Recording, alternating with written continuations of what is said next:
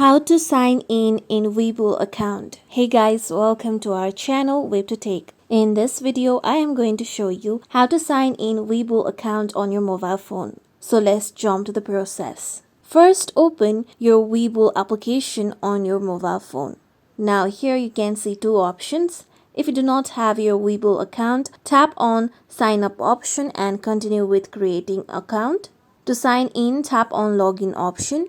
Now on the bottom you can see you can continue logging in using your Google account, your passkey and your Facebook account. If you have created your account using your phone number, tap on phone number box and enter your phone number and continue the process. If you have created with your email address, tap on switch to email.